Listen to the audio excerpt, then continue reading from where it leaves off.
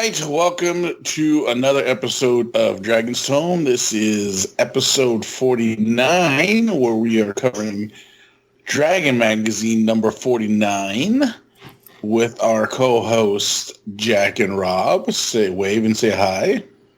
Hi. Wave. This is what? May 81, right? May. I really don't like the fact that they don't put the month on the magazine anymore. Yeah, not on the cover. It's at the top of every page, but it's not on the cover.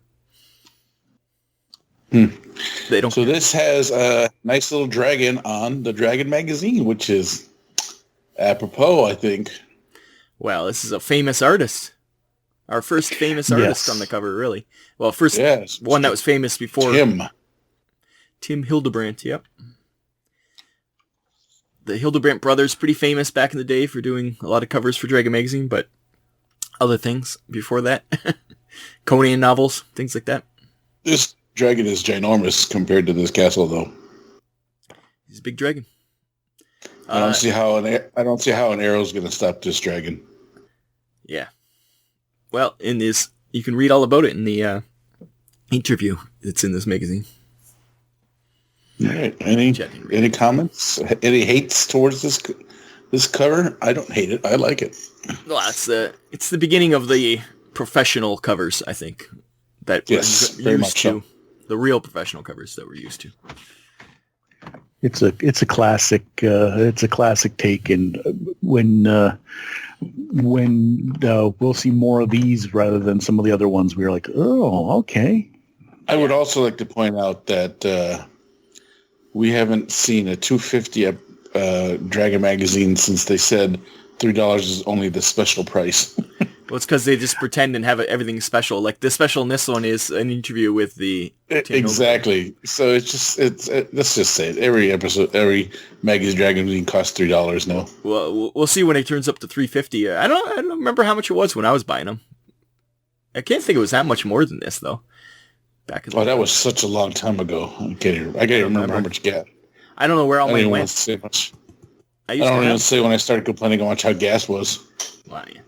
But I used to have a ton of Dragon magazines. I have no idea where they went. Probably got thrown out somewhere along the way, but mostly probably because all the covers had fallen off and the pages had been ripped to shit. So yeah, I did not take good care of our Dragon magazines. That is for sure. No, I did not keep them pristine.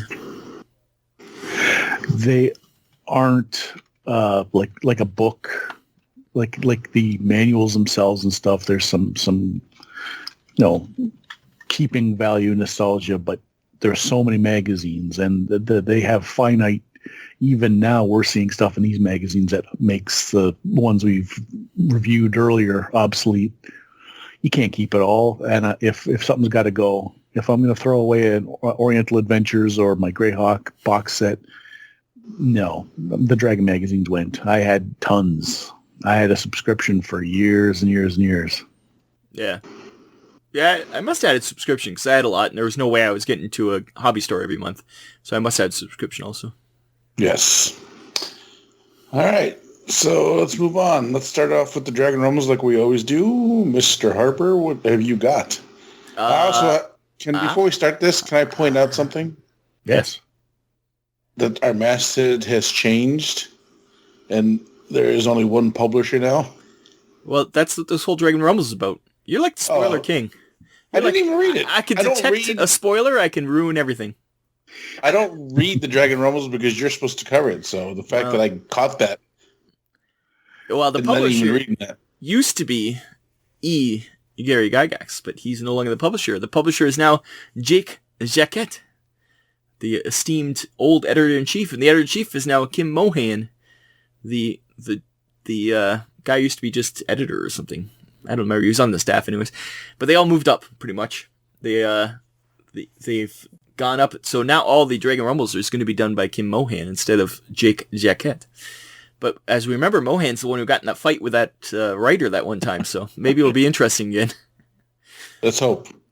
They also mentioned that the readership is now up to 150,000 readers of Dragon. Remember, like, a year ago when it was like 10,000, they thought it was great? Like, it's amazing how fast it's growing. Like, it's exponential growth. Must be nice. That's all I'm saying. he also says like how proud they are to, after considerable effort and money, to get a Hildebrand cover. I don't know if you should really saying like it took us. It was really hard. He didn't want to do it, but we threw a lot of money at him. Like, it sounds like he's pretty cutthroat anyways, Hildebrand. Does it say that what's his face steps down, or does he just gives Jake the reins? Gygax? Yeah. Gygax is separating himself from Dragon Magazine. That's why it's TSR publications instead of TSR now. Okay. They don't want it to be associated in any way. Got it. Because I wonder if there was legal reasons, maybe, for some of the stuff they said. They're probably getting in trouble for, you're a TSR property. Well, now they aren't, so they can probably get away with some more stuff, I would think. Got it. And lastly, after all that good news, they hide the fact that Best Dragon 2 is going to be delayed because they can't keep up with any kind of schedule, as TSR has shown time and time again that everything's always delayed. Well, it says they've only got 18 hands. Yeah. They also mentioned last month's April Fool's issue in Dragon Mumbles. Remember, it was all backwards? I guess there was a contest in there if you read it, but it was a joke contest, but people actually sent in responses to this contest.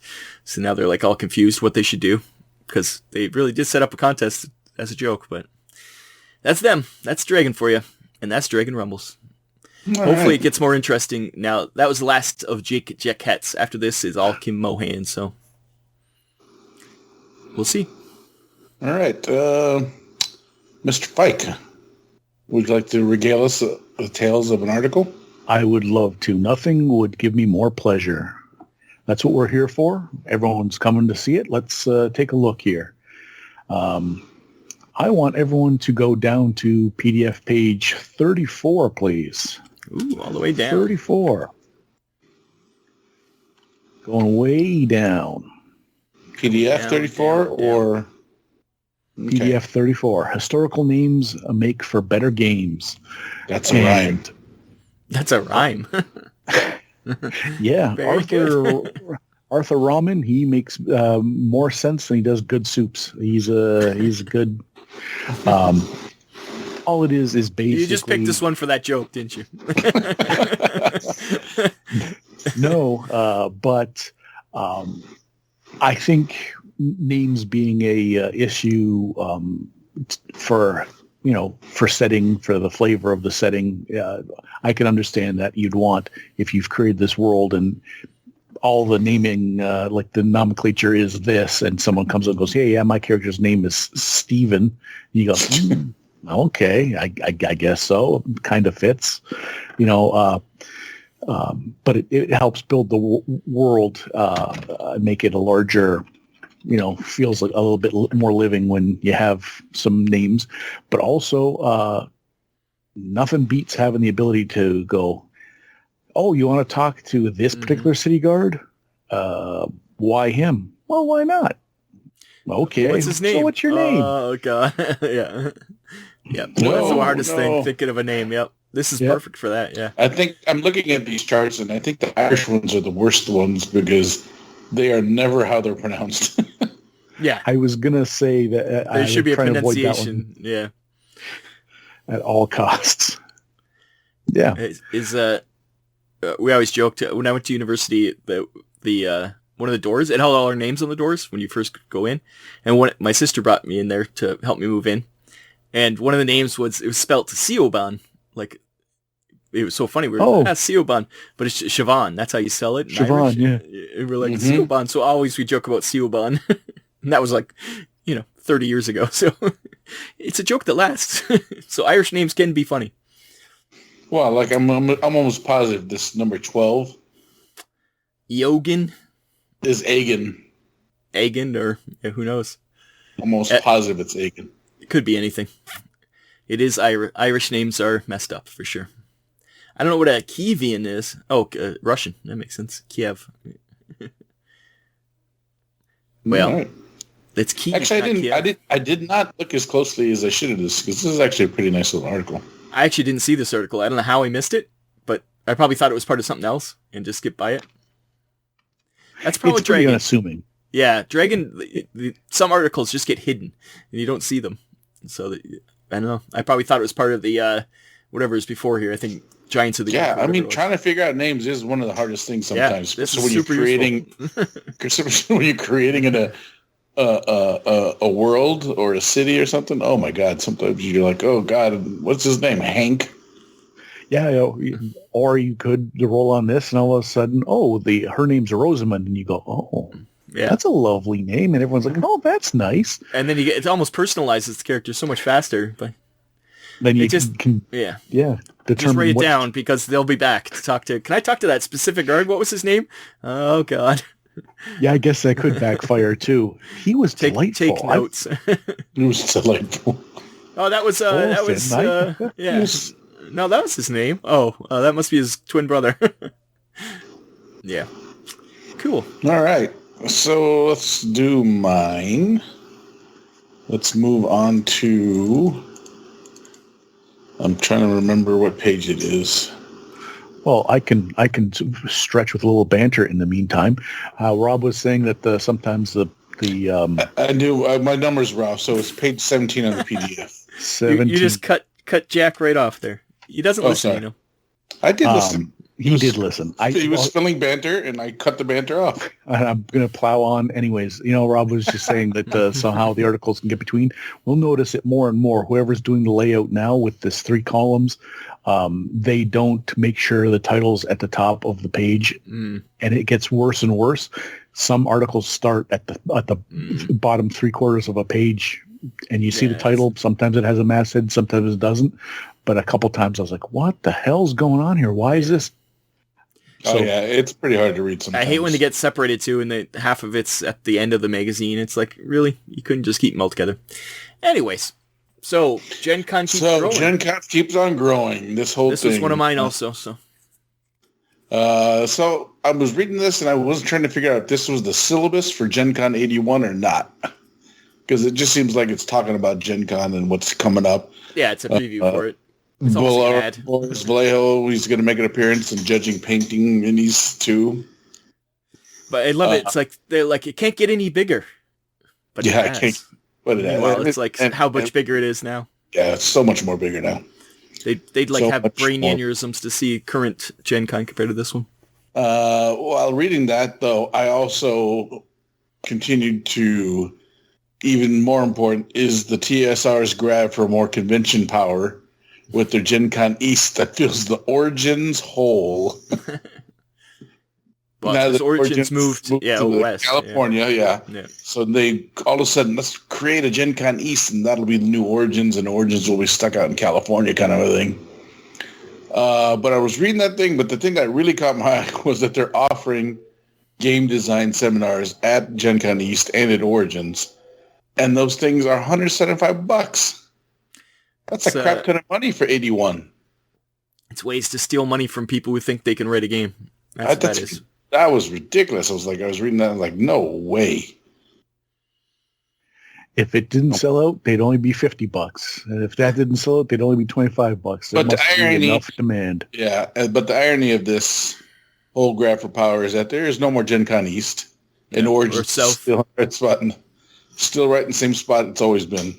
And there was a Gen Con South, too, in Florida, I think. There's, nothing in Florida anymore. Well, Dragon Con. I think Dragon Con took that. Oh, is it in Florida? Yeah. The thing I got about this, it says 170 events and 100 exhibitors. It's like, times that by, 20, at least. Probably more than that. I don't know how many events are now at Gen Con, but more than 100. But but this is when TSR was controlling it. Yeah. I wonder what happened. I wonder when they lose control. Yeah. And they also said new emphasis on mini gaming, 20 events, like miniature games, which is kind of neat. That you always think that role playing games, because it started out as kind of board gamey and with war games, but this is now then RPGs took over, and now it's kind of go to mini gaming, which is interesting. They don't really, I don't know, they don't know if they say what mini games there are. It just says emphasis on miniature gaming, so I'm not sure what the games are. I wonder what was actually out there at that time, other than historicals, maybe. That's what they're talking about, but I would, no Warhammer or anything like that yet, so. All right. What do you got now, Rob? Mine, well, I have a huge one that's kind of all together, but we can do that one. or maybe we'll leave that to last because I think you guys don't have as much as I do. We'll go to page. We're just not sticklers for rules. You can do whatever you want. We're all friends here. We'll go to page 81 in the PDF, and it's called "Up on a Soapbox." Players don't need to know all the rules. And it's keeping players in the dark. Is this one of yours, Jack? That is mine. Well, then you can do this one. Then you can do it, and I'll do the other because I have other ones. So. Well, we'll pile on whichever one, and I think you've chosen this one. We're here now. Well, the thing I have to say about this one is this is the philosophy Jack lives by. That's what my first quote on this one is. Yes. Ed Greenwood saw into my soul and tugged it out, found a little thread, and pulled, and all the glitter and hearts and small. Stroopwafel fell to the floor, and now this has been my opinion since the dawn of time that as soon as the players have access to the anything other than the player's handbook, you have to know your character, obviously. I don't know. You can go so far as not even giving that, but yeah, he starts his first adventure where you just learn how to play the game. But he says, as soon as they know what all the monsters are, and they know what all the items are, and they know, then it's not a game of exploration or discovery. It becomes number smashing. Yeah. Yeah. So, but yeah, like he says, make notes on what your players know based on background, intelligence, and wisdom. So they only know what they know, and it could be totally biased, and it's simplified and biased, which is kind of cool. So they have to learn what the truth is as they role play. And their ability scores, it's simple explanations, was exactly how Jack does in his game. You just kind of know somewhat of what your abilities are. You don't have a number. You're just like, oh, you're, what, like, I don't know, example, but like, you're kind of strong, like, or you're witty. In your backstory, you said this, and this, and that would give you, okay, I can understand. That makes perfect sense. Yeah. Like, you don't, yeah. And it also says, when they're hurt, don't tell them their hit points. Just explain how bad they feel, which is kind of like what game was like that? Was it Doom or one of those, or was it Duke Nukem, where you just face got worse and worse as you go? You don't really know how much hit points you have. That's right. You'd see you have the bloody thing, and you're like, oh no. He said the downfall of it is just a lot of preparation, which is obviously. And it could take away the fun of rolling up characters and rolling for attacks and stuff. You actually let us roll for attacks at least, Jack, in your game.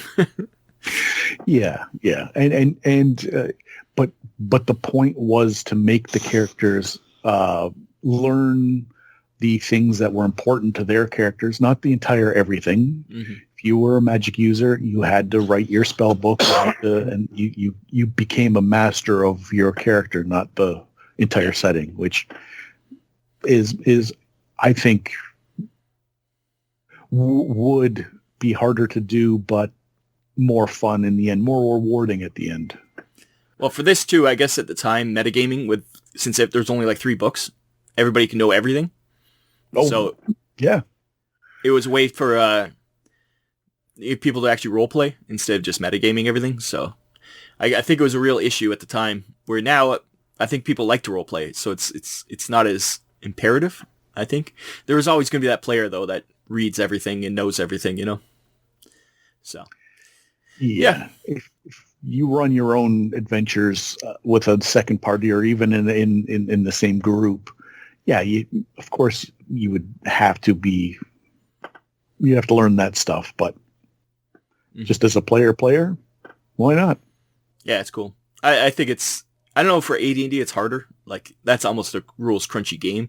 But for your game, it works perfectly because there is not the same, basis of having to know what your dexterity and your hip, like all that stuff. Like, you don't need that because you built the ground up to be like that. Listening to real play D&D Advanced Dungeons & Dragons is not perfect for listening in podcast form, and certainly not for too much of this. There's some other game systems I hear getting played like that I'm like, oh, this is almost, and might have been designed for this kind of thing, for a podcast where you don't need to, the same like just mounds and mounds and mounds of information they need to now you can't even play the game without a tablet in front of you. Well, Pathfinder's the worst for that. There's so many skills and subsets of skills and feats, and Pathfinder's the worst. But that's for a future day to talk about how bad Pathfinder is. But anyways, that was it. That was all the players need to know. So there you go. All right. Who was that? Was that Jack or was that you, Rob? That was me. So it's back to Jack. And I don't have anything else then. Oh, all right. Let's go to page, I think this is going to be 21. Nope, 21? 19. 19. The Origins? Or 20. Samurai. Page I thought 20. So. I'm amazed you... Yeah. I thought for sure you'd pick this one. Yeah. Yeah, this was, again, it's quote-unquote an NPC character, which is not... This whole article does not give you any kind of NPC other than player character. Yeah, this looks like so a player I'm going to treat it sheet. like a player character. Yeah. So I thought it was kind of nice. There are a couple things I didn't like about it. It's just more of a subclass fighter than an NPC. But then I just don't understand where this guy comes from when you get a little further down, and then all of a sudden he can evolve into an illusionist. At what point does a samurai have illusionist powers? Yeah, it's not like he's a ninja. Yeah, it's confusing him with a ninja. His samurai can't wear armor. I saw that too. Has certain things. I think. Oh, I didn't see that. Did I miss that? Why can't he? He must not understand what samurai. Well, it's a different type of samurai, I think. Yeah. Yeah, you hit the nail on the head. I think he didn't want to lean too heavy in historical. I think this is a Asian warrior situation where we'll call it a samurai, but even at the beginning it starts off in belts colors, which is nothing to do with samurai. No, but then he also uses the names of traditional Japanese leaders and karate things too. Like he says Black Fifth Dan, and that's all karate stuff. Yeah. So I think he took a melting pot of Asian fighters and made this as a kind of like a... Well, 7th level, you're a ninja. Yeah. Yeah, so it doesn't make sense. The idea of samurais with armor, the whole point of a samurai is the armor. What is the samurai known for? It's the armor and the sword. It's the katana and the armor. That's the samurai. He does give him the dim up, the slaying hand touch. Yeah. It's definitely, like Jack said, an amalgam of every Asian character. It's not so much samurai. It's crazy, but he does keep... Oh, that's right. He also gives him thieving abilities. And nunchucks. It is really like a mishmash of everything. Yeah, it's crazy. It'd be fun to play, and without getting too... Because as soon as you start making multiples, then if you said, I'll just make the samurai and then say a ninja, then there's, then now you might as well start in the Oriental Adventures here. Yeah. But this, as a NPC or even as a player, obviously, this would be fun to... I think it should... The only issue with this is the name. It isn't a samurai. If you called it like the warrior, Asian warrior, that'd be great. But yeah, it's not a samurai. But you can even call them a Ronin or something. Yeah, even then, they had armor. Yeah, I mean, just a Ronin is just a disgraced samurai, but or a maskless samurai. Yeah. I don't know. Anyways. But I do like the fact that he does keep the seppuku ritual, and so if you get dishonored, you have to kill yourself. Judo throws. Yeah. Yeah, I mean, but that's karate. Yeah, a lot of it is karate or judo or martial arts. Which is Japanese. Yeah, but it's all martial arts, not... Samurais weren't also known for martial arts. They were known for stabbing people. It's sword play. It's almost like barely sword fighting. They were just... He made a monk ninja samurai. Yeah. That's what he created here. He did avoid... Oh, no, he did actually. I was going to say he did avoid touching on Kung Fu as well, but I do remember there was some things I was like, okay, yeah, that's pretty Kung Fu too. And then the psionic ability at the very end, I don't understand what that's all about. Yeah, it's like, once again, meeting monks, like the monk kind of feel to them. Oh, yeah, the monk thing. Yeah. So... It's an odd combo. It's a very odd combo. It's always nice to get more NPCs as player characters. It'd have been fun to play. Yeah. Well, they got a lockdown on what you can use as quote unquote player characters. Yeah. So these would be fun. Like saying that house ruling them. House ruling them. Doc didn't appreciate that comment. He was very unhappy with it. Yeah. He's anti-house rule. It's the spirit of Gygax is in Candy. in Jack's dog. No! No, and they're NPCs, not PCs. Mother. Anyways, yeah. Cool, Samurai. All right, Rob, what do you got?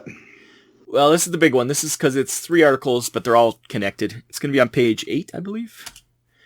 In interest of fairness, I'll go through them quickly, but it's all about how games were run at I think it was at Gen Con. I thought for sure. Let me just point out, I thought for sure this was going to be a Jack article, which is the way I didn't touch it. Jack doesn't care about tournament scenes. The reason I like this is it's really, the first one is interest of fairness. Is some guy's pissed that some people who did nothing ended up winning the tourney at Origins. Like they just kind of skated through.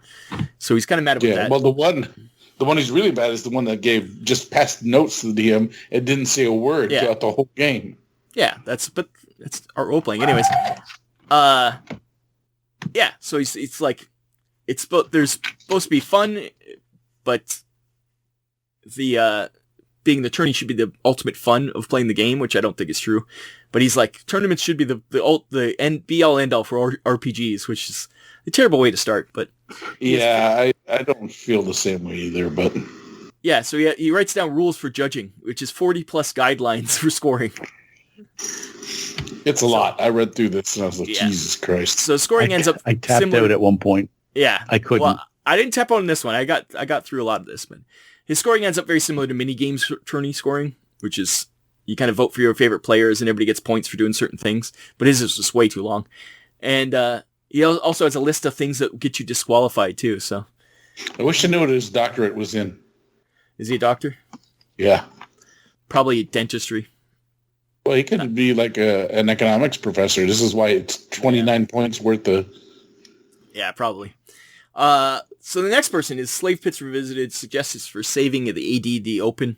This person also doesn't like the event because he said it was a bit of a slog, but he didn't blame the module. He said just it was, 400 people trying to play this? 800. No, 800 people trying to play this game.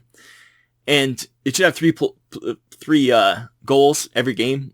You should let everyone play, have fun, and best players advance. But they said that those goals, you cannot have all those 3 goals. You have to choose. Yeah. And he said, just by letting that many players in, you're definitely not going to have people having fun and not having the best players advance because there's just too many people. And he said that the way that it works is the people who go in as a team, as 5+ people, can destroy everybody else because they could just work together because they already work together. So it really ends up being a team tournament. And if you're not in a team, you're screwed, even if you're the best player.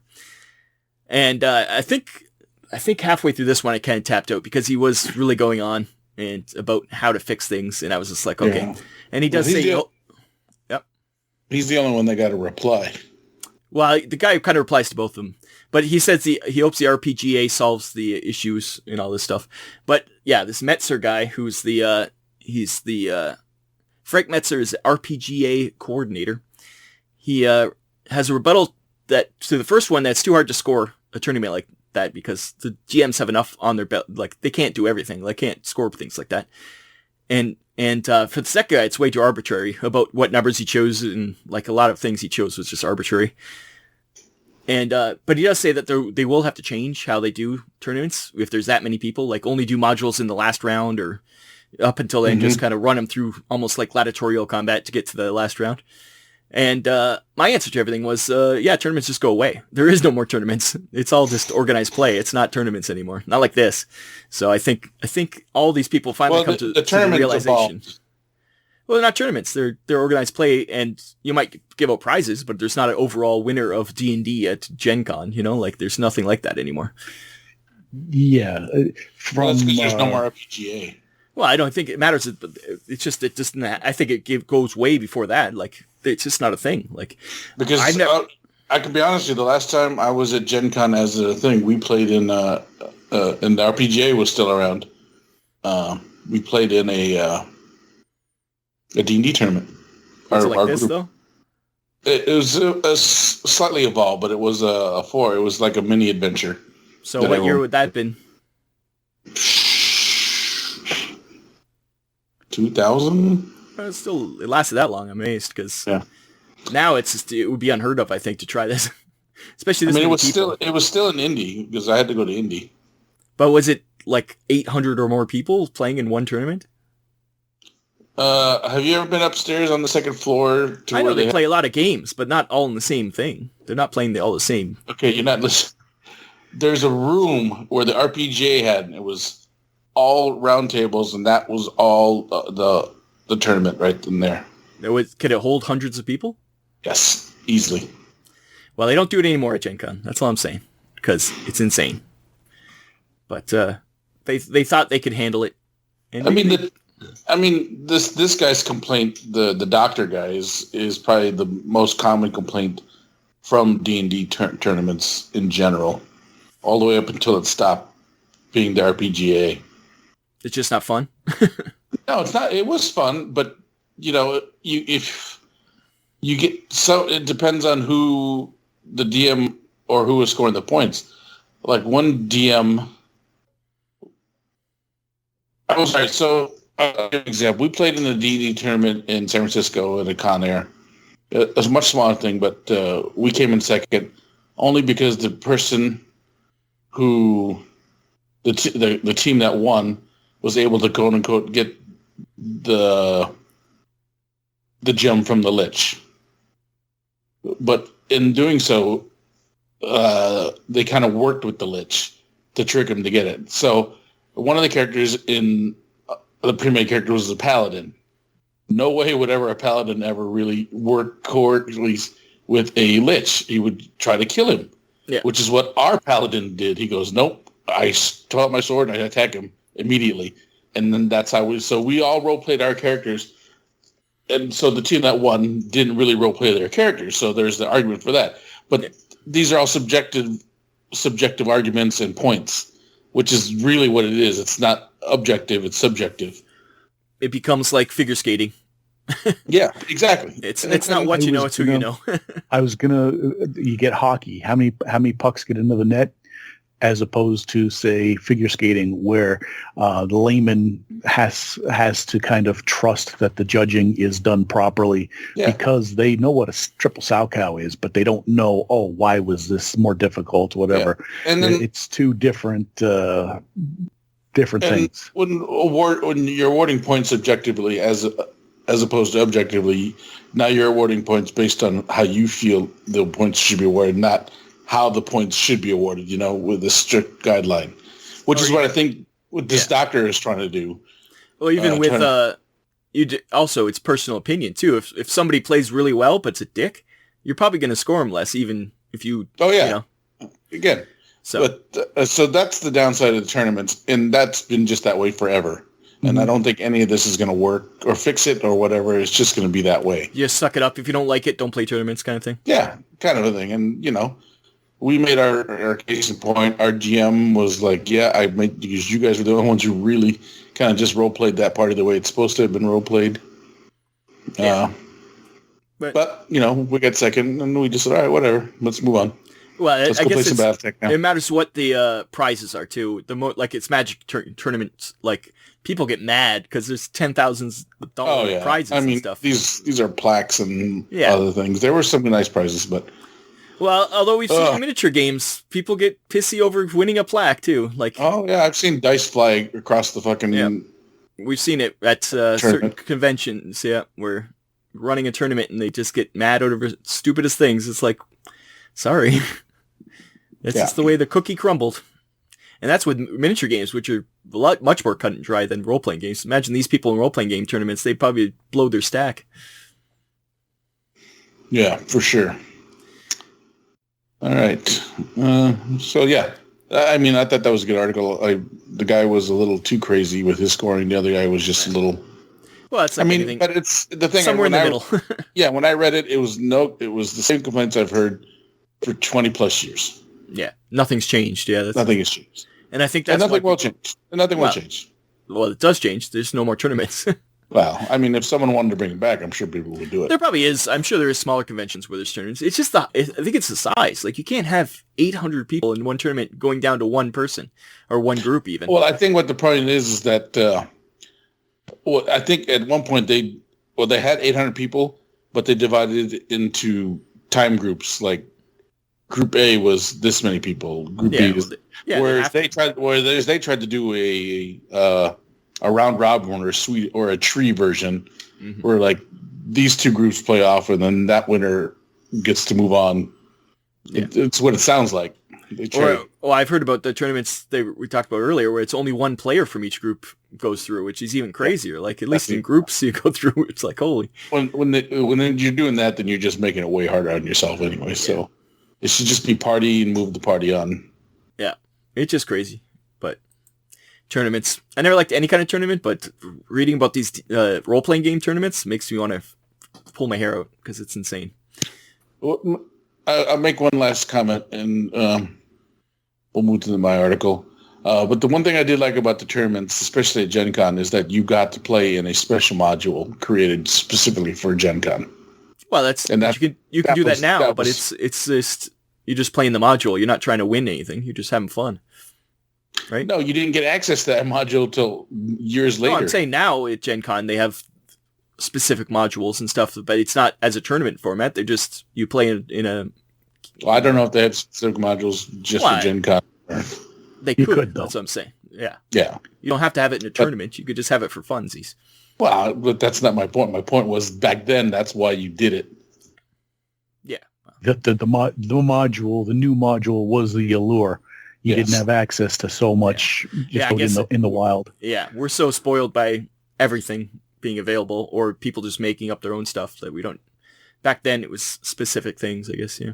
Wait 9 months for the next. But we never played modules. I think that's another thing. So we're not so module based. Like we play them once in a while, but most of the time it was just DMs who make up their own stories. So we weren't so dependent on modules. I think that's another reason I don't see that as a bonus. Yeah. Anyways. All right. So 36 is where I'm going. 36. Have you Monster Mixin'. Oh, okay. Yeah. I read this just not because I knew what chivalry and sorcery was. Yeah. I read it because I've never heard of it. Well, I looked into it because I wanted to know more about it as I was reading it.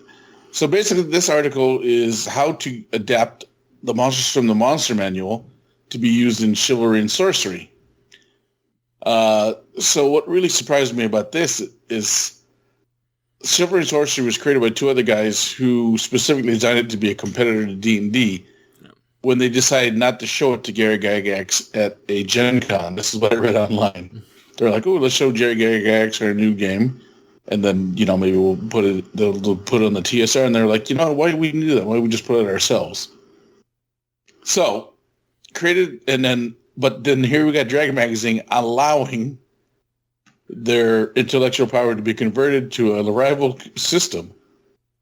And that's what really surprised me alone at this thing in itself. I think that's why, another reason why it's separate from TSR now. TSR can't say, no, you can't print that, Where the publisher is like, I'll print whatever I want, So I think that's another reason. Maybe that's why, coincidentally, this is the one that Gygax is no longer publisher of. He probably said no when they're like, we have to, So it was not so much as this is a great adaptation for Chivalry and Sorcery because I've never played that game. But it was more of like they took a lot of these like purple worms and sturges out of the shambling mound. That picture is iconic. The sturge, all of these things. I'm like, that's the picture right out of the monster manual. Yeah, and I'm like, this is crazy. This is in Dragon Magazine. This is really more just pointing out how crazy that this article is in Dragon Magazine. It's a good sign that they are able to do whatever they want. I don't think a year ago you wouldn't have seen this article in Dragon Magazine. No. I think that's another sign that they're becoming independent. But this place is kind of weird because this game seems very, very,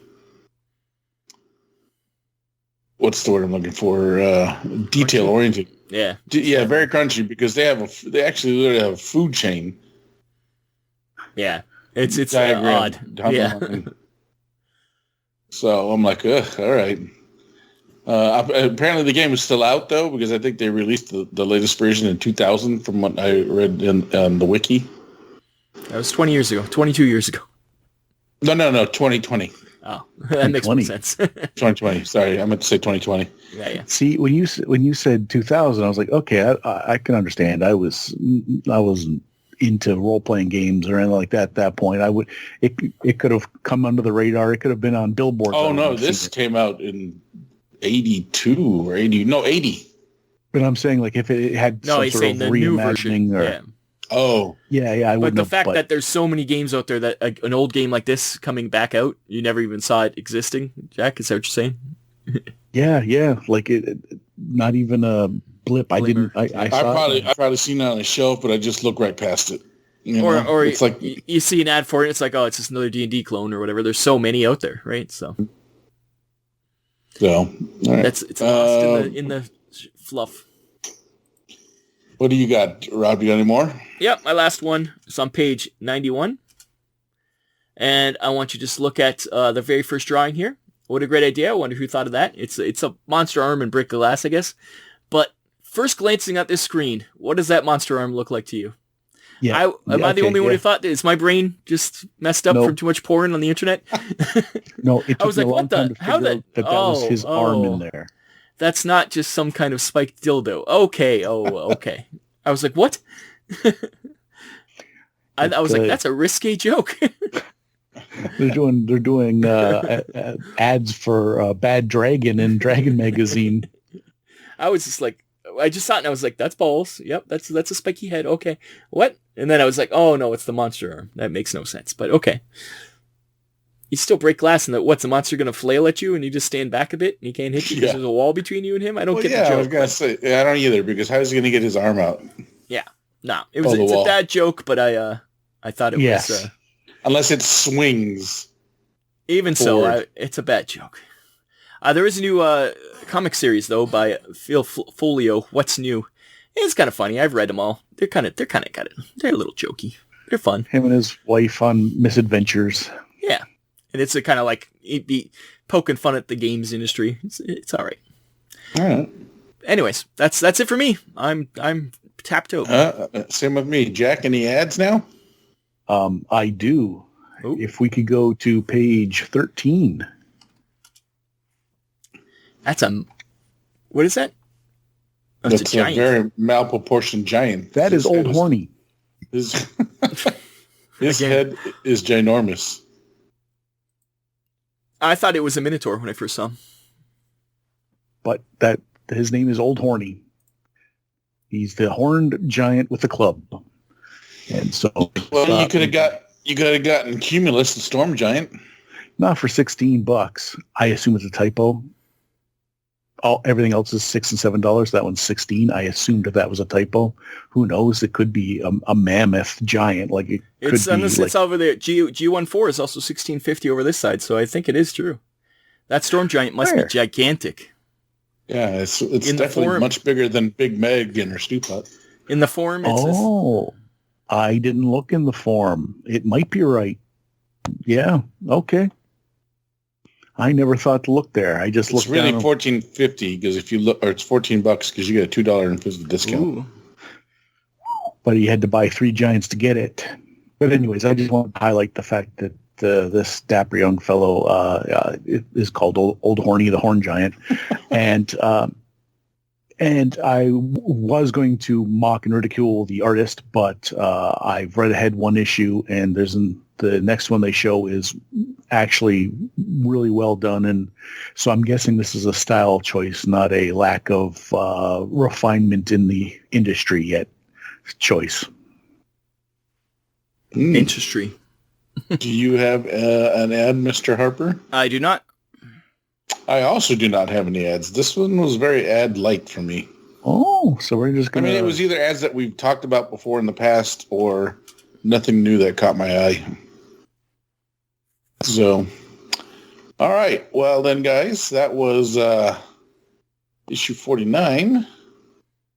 dragon on the cover. We never mentioned Tim Hildebrandt. Nobody read the article about him talking? I didn't. I tapped out about...